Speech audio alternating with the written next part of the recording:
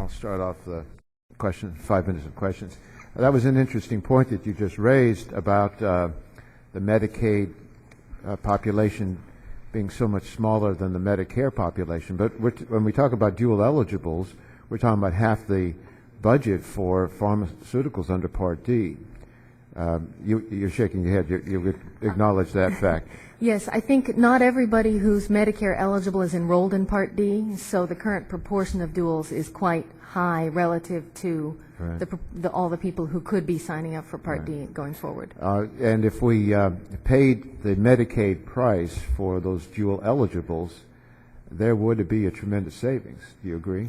Oh, there would, because we used to have them in Medicaid where these regulated prices were below market levels. Absolutely. And do you think that did any harm to the ability of the prescription drug industry to do their research, market their products?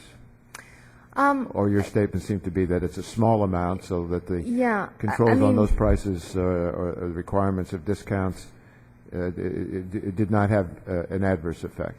So it's hard to know what the ideal amount of research and development is, so I won't tread in that area. But in terms of where we were before with kind of 18% of spending in Medicaid, seemed like, if you take that as a benchmark, it seemed not so terrible to me. Whereas I feel like a half of all spending being subject to these rules is really pretty drastically different and moves us a lot more toward a single payer, national health almost.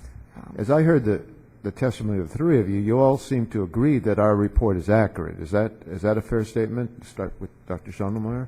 Yes, it is. I think it's quite accurate. And I'm not sure it takes fully into account the effect of state supplemental rebates. Mm-hmm. I would point out that your own state of California gets about 40% of their total drug spend back in rebates.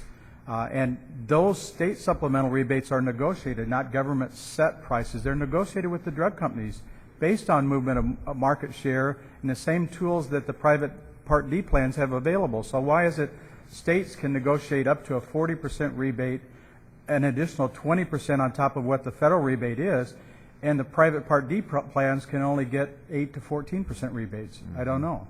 And of course our report was only on the 100 most prescribed drugs. Yes. There are other drugs beyond that as well for which there could be a greater savings, or that we're overpaying or pay far more than we otherwise might have to. Could, but given what I know about the market and how rebates work, I would be willing to wager that there are even smaller rebates on the rest of the drugs in the market than the 100 you looked at.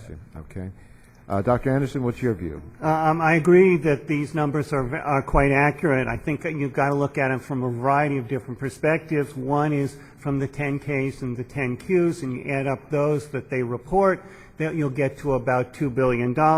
Then you sort of look at the differential in the prices between Medicare and Medicaid, and it's about a 20-25% differential. You do those, you get about a $2 billion number.